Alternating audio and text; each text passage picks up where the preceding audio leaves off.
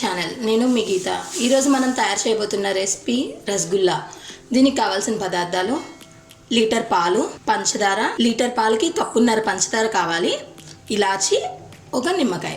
ఇప్పుడు తయారు చేసే విధానంలోకి వెళ్ళిపోదాం. ముందుగా స్టవ్ ఆన్ చేసుకొని పాలను మరిగించుకోవాలి. మేగడ కట్టకుండా దీన్ని అలా మధ్య మధ్యలో కలుపుకుంటూ ఉండాలి. నిమ్మకాయలో కొంచెం వాటర్ వేసి పెట్టుకుందాం. మరీ కంప్లీట్ నిమ్మకాయ కూడా వేసుకోకూడదు, కొంచెం డైల్యూట్ చేసాం దీన్ని. ఇప్పుడు బాగా మరిగిన పాలలో మనం నిమ్మకాయ వేసేసుకుంటున్నాం. చూడండి, లైట్గా విరుగుతుంది పాలు. కాసేపు అలా ఎక్కువసేపు మరిగించుకుంటే మనకి నీళ్ళు పన్నీర్ సెపరేట్ అయిపోతుంది.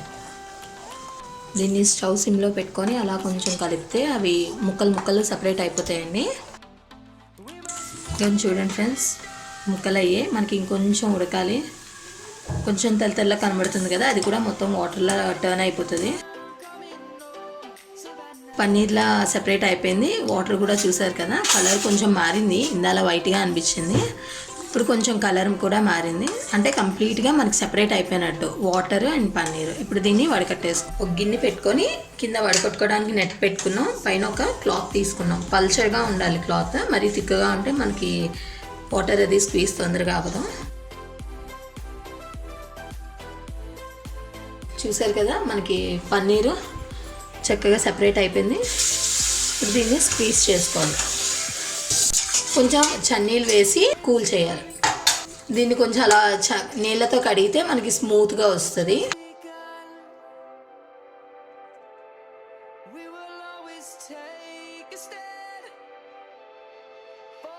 మనం ఇలా దీన్ని గరిటతో అయినా స్క్వీజ్ చేసుకోవచ్చు, లేదు అంటే ఏమైనా బరువైన వస్తువు దాని మీద పెట్టుకున్నా మనకి వాటర్ అంతా సపరేట్గా వచ్చేస్తుంది.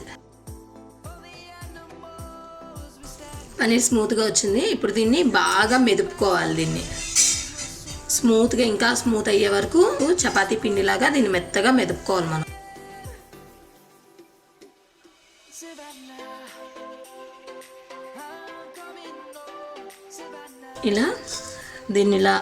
దీంతో ప్రెస్ చేస్తూ స్మూత్గా మెదిపేసుకోవాలి. దీన్ని ఒక 10 నిమిషాలు అలా మెదుపుకోవాలి. మనం స్టవ్ ఆన్ చేసుకొని ముందు షుగర్ సిరప్ రెడీ చేసుకుందాం. ఇప్పుడు ఇది మెదిపేలోపు ఒక కప్పున్నర, చెప్పాను కదండి ఇందాల, ఒక లీటర్ పాలకి కప్పున్నర పంచదార పడుతుంది.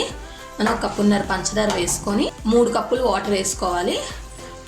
వేసుకొని మనకు కొంచెం గులాబ్ జామ్ పాకంలాగా వస్తే సరిపోతుంది.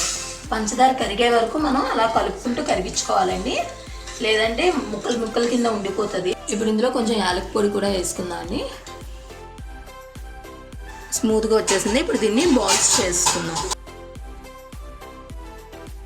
ఇప్పుడు దీన్ని పగుళ్ళు లేకుండా స్మూత్గా బాల్స్లా చేసుకోవాలి.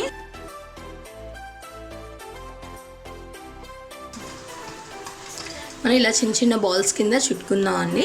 నేను ఇంకా చిన్నవి చేసుకున్నాను, ఎందుకంటే మా పిల్లలకి చాలా ఇష్టంగా తింటారు చిన్న బాల్స్ అయితే, అందుకని చిన్నవి చేసుకున్నాను. ఎందుకంటే ఇవి మళ్ళీ మనం పాకంలో వేసినప్పుడు కొంచెం ఉబ్బుతాయి, పెద్దగా అవుతాయి, అందుకని. పంచదార కరిగిపోయిందండి. ఇప్పుడు ఇందులో మనం చేసి పెట్టుకున్న బాల్స్ వేసేసుకుందాం.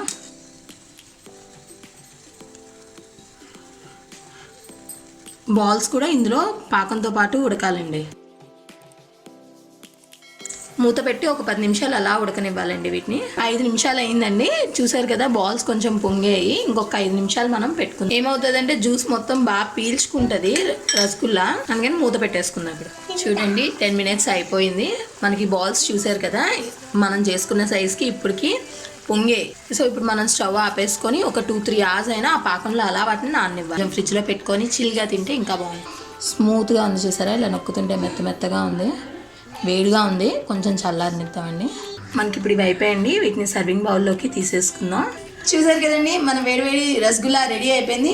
ఇప్పుడు దీన్ని మనం ఫ్రిడ్జ్లో పెట్టుకొని తింటే ఇంకా చాలా బాగుంటాయి. మీరు కూడా ఖచ్చితంగా ట్రై చేయండి.